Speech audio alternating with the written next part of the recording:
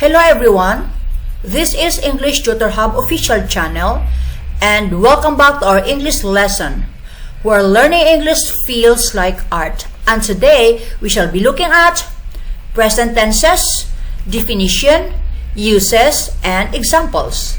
Let's get started. Present tense, definition, types, uses, and examples. Basic to intermediate. Every organ in our body has its own importance, but the heart is more important than any other organ. Similarly, each and every grammar topic, such as parts of speech, modal verbs, conditional sentences, narration, etc., has its own importance in the language, especially in English, but the tense in grammar is like our heart. Why is the tense like our heart? It's because if any organ other than the heart does not work properly, you can at least survive for some days. But think about the heart. Whenever it does not work properly, you instantly lose your life. In the same manner, if you have any problems in other elements or areas of grammar, you may still be able to convey your message to the others. However, if you don't have a good command of English, tenses, active voice, and passive voice, then your thoughts and ideas will not be conveyed properly. You can say that your thoughts and ideas got stuck on the way because of your inability to use English tenses effectively and efficiently. Out of the three types of English tenses, the present tense holds its own significance. The present tense makes your writing simple and clear. It also makes it easier for readers to comprehend your message easily. You can make your writing effective through the use of present tense. If you use other tenses, you may create a bit of difficulty for your readers. However, the use of present tense makes any write-up simple, easy, and understandable. This video covers the following topics: present indefinite tense examples, uses of present indefinite tense, present continuous tense definition, uses, and examples. What is present continuous tense? Present continuous tense examples. Uses of present continuous tense. Present perfect tense definition, uses, and examples. What is present perfect tense? Present perfect tense examples. Uses of present perfect tense. Present perfect continuous tense definition, uses, and examples. Present perfect continuous tense examples. Uses of present perfect continuous tense. Present tense definition, uses, and examples. Present tense is nothing but talks about an action that takes place at the present moment. It shows the action or state of the subject at the moment in the given context. Present tense example: he goes, he is going, he has gone, he has been going since morning. Explanation. Number 1, he goes describes a habitual action or a fact about the subject. He is going depicts an action currently happening at the moment of speaking. He has gone indicates an action that occurred in the past but has relevance to the present moment. He has been going since morning illustrates an action that started in the past and is still ongoing at the time of speaking. Types of present tense with examples. On the basis of habitualness, incompleteness, and completeness of an action, we have the following 4 types of present tense. 1. Present indefinite. 2. Present continuous. 3. Present perfect. And 4. Present perfect continuous. 1. Simple present tense. The simple present tense, also called present indefinite, because it does not have a fixed end for the action, is something that keeps going without a clear end. The simple present tense is used for actions that are habitual or repeated, which happens every day.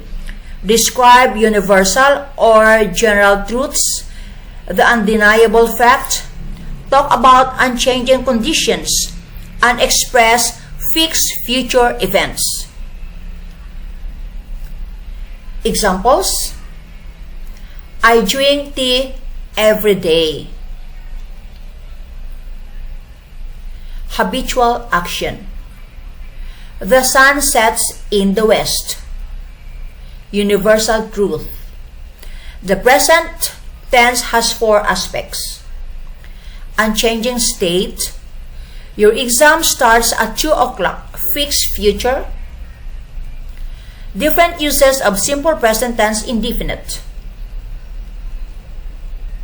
This particular tense has various uses, such as describing real events, habits, general truths, arranged future events, etc.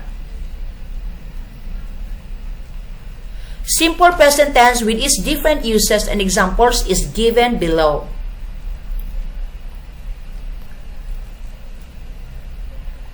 Simple present for real events. Examples of simple present tense describing real events. John goes to college every day.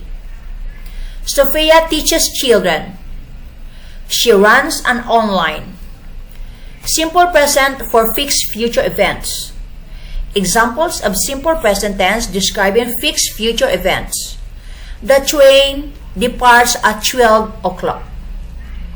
Your exam starts at 10 o'clock. This flight arrives at 3 o'clock. Simple present for habits. Examples of simple describing habits. He drinks tea every morning. John smokes every 5 minutes. He trains his biceps twice a week. Simple present for natural phenomena. Universal or general truths. Examples of simple present tense describing natural phenomena or universal truths. The sun sets in the west. The earth revolves around the sun. The moon revolves around the earth. More examples of uses of present indefinite tense.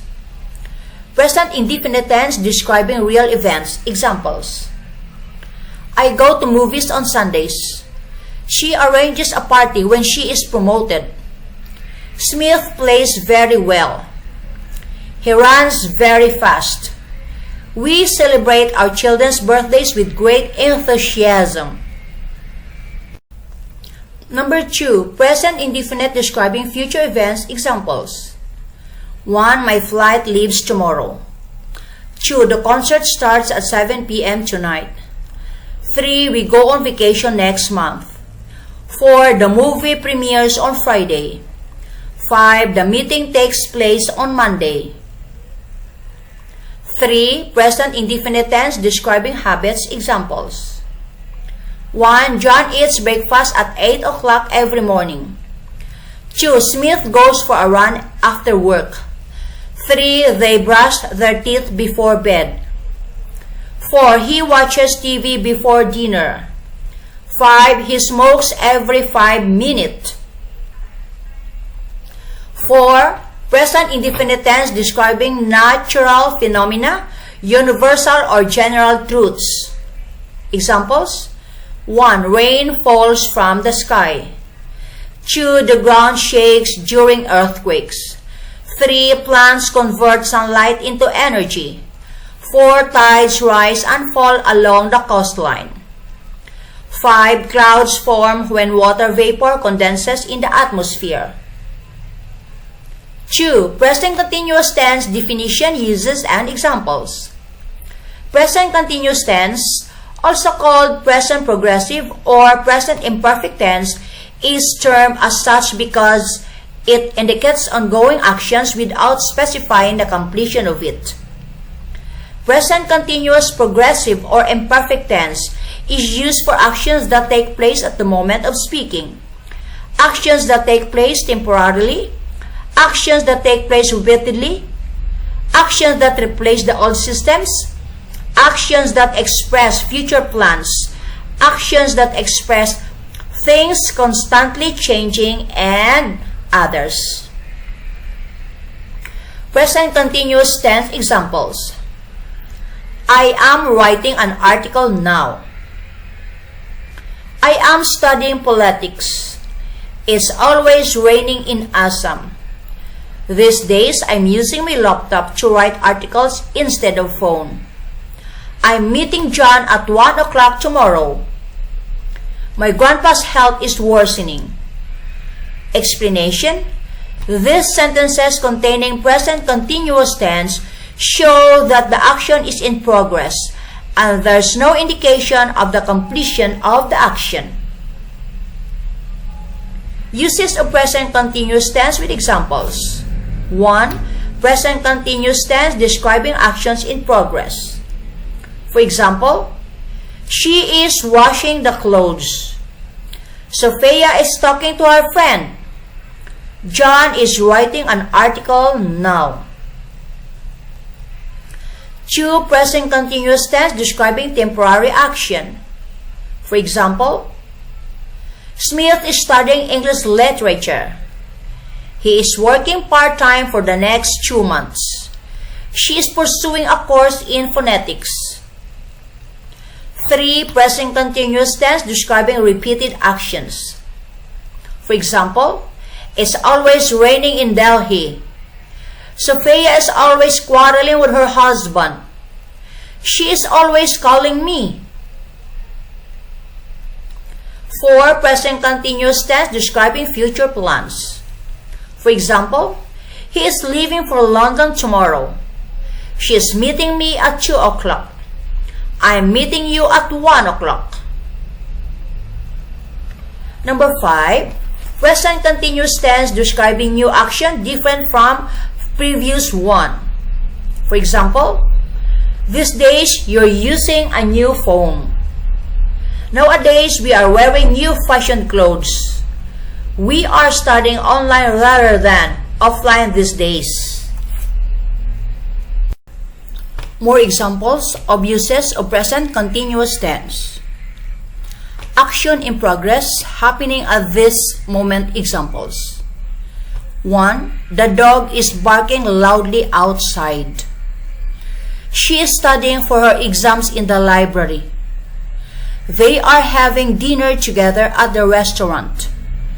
I am watching a movie with my friends right now. He is working on a new project for his company. Temporary action, not permanent. Examples. 1. She is staying at her friend's house while her apartment is being renovated. They are visiting relatives in another state for the weekend.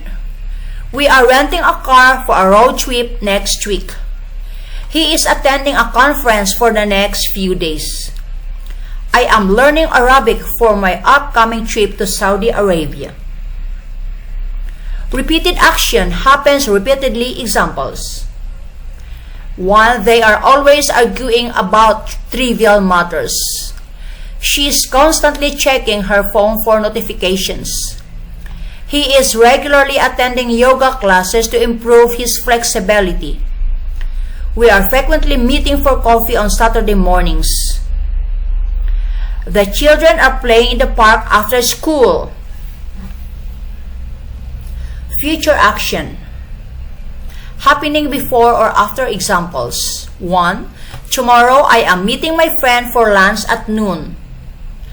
2. He is watching a web series tomorrow. 3. Next month, they are traveling to USA for vacation. 4. He is meeting you in the office to talk about a project. 5. Next week, we are attending a wedding ceremony. New or changed action different from the previous one examples. 1. She is now learning to play the piano after years. 2. He is finally quitting smoking for his health. 3. They are starting a new business venture together. 4. I am currently switching to a vegan diet for ethical reasons. 5. We are renovating our house to create more space for a growing family. Future action, something will happen later examples. 1. Tomorrow we are attending a concert downtown. 2. Next week, she is flying to Paris for a business trip. 3. Next month, they are moving to a new apartment. 4. In 2 weeks, he is starting his new job as a software engineer. 5. Next year, we are planning a trip to Japan. Present perfect tense definition, uses, and examples. Present perfect tense is an aspect of present tense in which you find that the action is 100% completed and that the action started in the recent past with its effect extending into the present. For example, he has gone to the market. Explanation. In this sentence, the action of going to the market started in the recent past and its effect is relevant to the present moment because he's still at the market. Different uses of present perfect tense. Present perfect tense is used for various purposes. The below given are some of the example sentences that contain uses of present perfect tense. 1. Unspecified time in the past leading to the present. For examples, 1. I have visited Paris. 2. She has eaten sushi before. 3. They have traveled to Italy. 4. He has read that book. 5. We have seen that movie. 2. Actions that occurred in the past with relevance to the present. For examples, 1. I have finished my homework. 2. She has graduated from university. 3. They have started a new business. 4. He has lost his keys. 5. We have bought a new car. 3. Experiences in life up to now. For examples, 1. I have never been to Africa. 2. She has skydived before. 3. They have never tried sushi. 4. He has seen the Grand Canyon.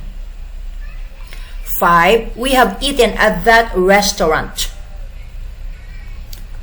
4. Actions that started in the past and continue into the present. For examples, 1. I have lived in this city for 5 years. 2. She has worked at the company since 2010. 3. They have known each other since childhood. 4. He has studied English for 3 years. 5. We have been friends for a long time. 5. Recent actions with just or already. For examples, 1. I have just finished my breakfast. 2. She has already left for work. 3. They have just arrived home. 4. He has already eaten lunch. 5. We have just started the meeting. Present perfect continuous tense definition, uses, and examples. Present perfect continuous tense is an aspect of present tense in which you find that an action which started in the past is going on in the present. Why do we call it perfect continuous? We call it continuous because it indicates that the action is going on, and perfect because it signifies that the action which started in the past is still going on in the present. Various uses of present perfect tense with examples. Present perfect continuous tense is used for 1. An action that started in the past and continues to the present.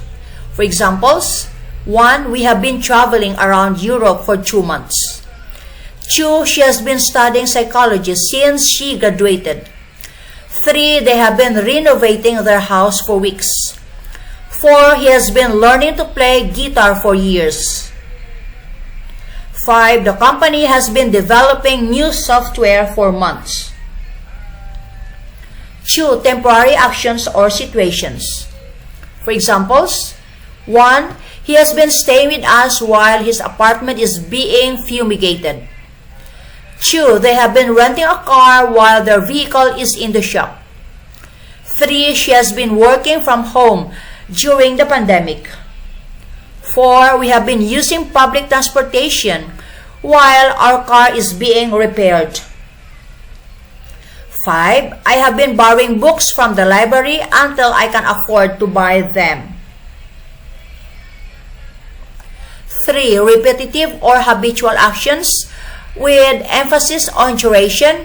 For examples, 1. She has been practicing yoga every morning for an hour. 2. He has been attending Spanish classes twice a week. 3. They have been volunteering at the shelter on weekends. 4. We have been meeting for coffee every Tuesday for years. 5. I have been walking my dog in the park every evening. 4. Actions that have just stopped or recently ended. For examples, 1. I have been cleaning the house and now I am ready to relax. 2. He has been studying all night but he is finally finished. 3. She has been working on her presentation and it's done now. 4. They have been waiting for the bus and it just arrived. 5. We have been cooking dinner and it's ready to be served. 5. Actions that have a result in the present. For examples, 1. Sajia has been exercising regularly, so she feels more energetic. 2. He has been practicing his speeches, and now he speaks confidently.